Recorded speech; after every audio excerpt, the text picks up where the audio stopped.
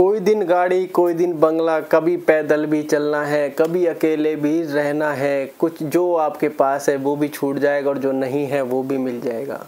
बहुत सारी कहावतें हैं, बहुत सारी स्टोरीज है, बहुत सारे गाने हैं, लेकिन लाइफ में इनका मतलब समझ में नहीं आता। लेकिन वो कहते हैं ना, ताहे विधि जाहे विधि राखे राम, ताहे विधि रहिए, विधि का विधान जान, हानि लाभ सही है।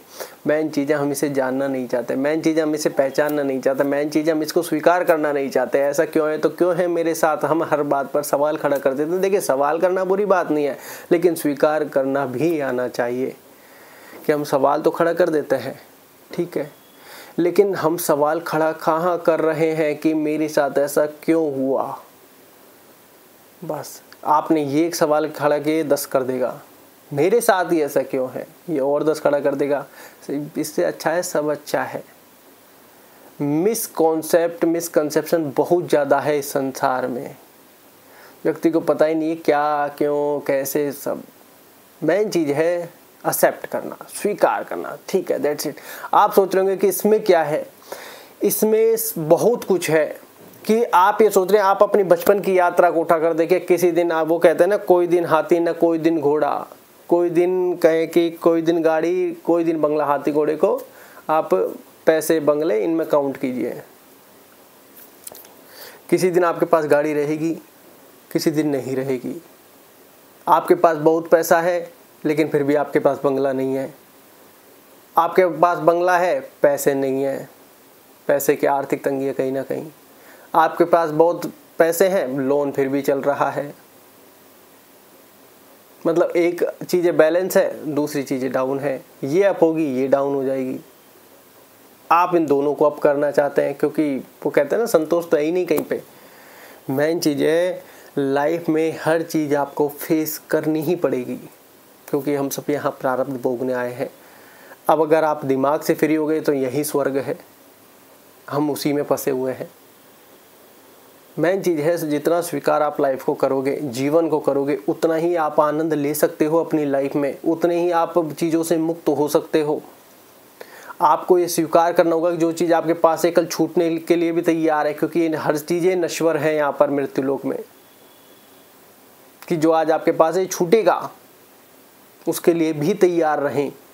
जब राजा विक्रमादित्य, वो आपने महाराजा भर्तृहरि की स्टोरी कभी सुनी होगी, पिंगला वाली, कि सबसे खूबसूरत स्त्री उनके पास थी, उन्होंने खूब भोगा, लेकिन उन जो पिंगला थी उसका प्रेम द्वारपाल या क्या बोलते हैं उसको, सेनापति के साथ था।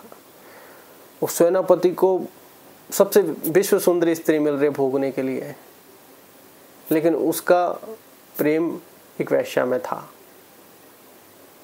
अब ये सब एक ही फल से काउंट हो गई। जब पिंगला को पता चला, मतलब महाराजा भर्तृहरि वो पूरा साम्राज्य संभालता थे, राजा विक्रमादित्य को कोई दिक्कत नहीं, ये तो बढ़िया बात है।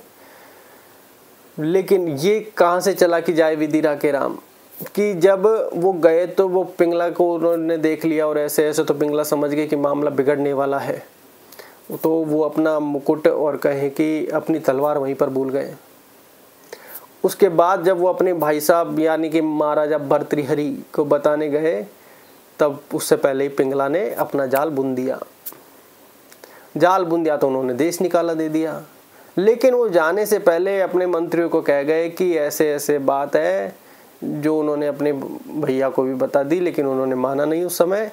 तो उन्होंने मंत्रियों को बता दी कि ऐसे ऐसे दिक्कत है, ऐसे ऐसे भैया का ध्यान रखना, और हम उस जगह जा रहे हैं, ये भी तुमको पता होना चाहिए, क्योंकि दिक्कत आए तो आप बताना, हम तुरंत आएंगे, क्योंकि हमको पता है कि यहाँ पर गलत हो रहा है।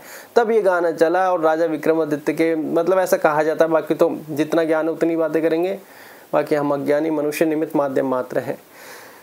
तब ये बना था कि विधि का विधान जान, हानि लाभ सही है, जाहे विधि राखे राम, ताही विधि रही है। विधि का विधान जान, हानि लाभ होता रहेगा। आज आपको लग रहा है कि आज आप करोड़पति, अरबपति, लखपति, कुछ भी XYZ, और आपके उसमें योग बन रहा है।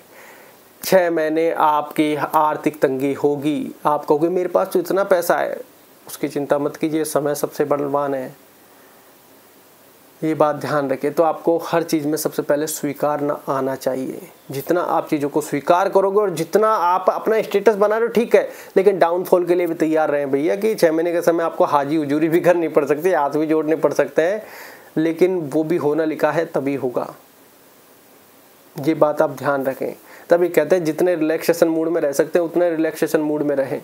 ये ना सोचे कि यार ये मैं कर रहा हूँ या फिर ये मेरी वजह से हो रहा है, ये लोग मेरी वजह से खाना खा रहे हैं। ये नहीं, हर व्यक्ति का अपना अपना भाग्य है, अपना अपना प्रारब्ध है और उसी से आपसे कनेक्टेड है। पता चले जब आप कुछ चीज़ें अपनी दिखाओ उसकी वजह से आपकी रोटी चल रही है। जैसे मैं इसमें एक कहानी और ऐड कर देता हूँ कि एक व्यक्ति था वो और उसकी वाइफ थी और वो बहुत सारी चीज़ मतलब लेबर क्लास काम कर रहे थे, ठीक है।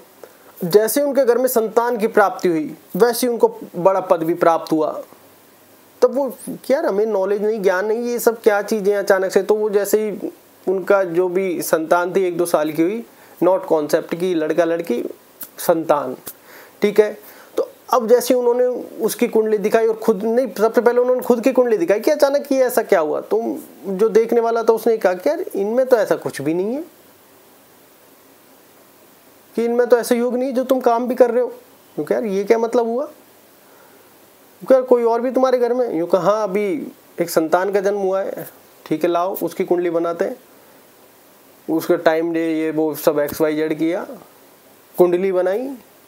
क्योंकि ये जो तुम्हारी संतान है ये चांदी की चम्मच से पैदा हुआ है, मतलब जो भी है जो संतान हुई कि इसके पास चांदी की चम्मच है, मतलब तुम इसके भाग्य की वजह से इस पद पर पहुंच चुके हो, क्योंकि ये राजा वाला जीवन जिएगा या जिएगी। तो अब ये राजा वाला जीवन तक का, अब ये खुद तो काम करने थोड़ी ना जाएगा, ये तो बच्चा है, तुम करोगे और ये आनंद में जीवन में है। तो मतलब उसका भाग्य वहाँ कनेक्ट हो गया। ये बात आप ध्यान रखिए। इसलिए आराम से मन को प्रफुल्लित रखिए, प्रसन्न रहने का प्रयास कीजिए। प्रसन्नता हमसे छिन रही है, आनंद लीजिए जीवन का। माना कि परेशानियां बहुत हैं, टेंशनें बहुत नहीं जाती इतनी आसानी से, लेकिन हम जब भी कर ही रहे हैं तो थोड़ा समय अपने आप को दीजिए, हंसने का भी प्रयास कीजिए, मेडिटेशन ध्यान नाम जप का सहारा लीजिए। धन्यवाद।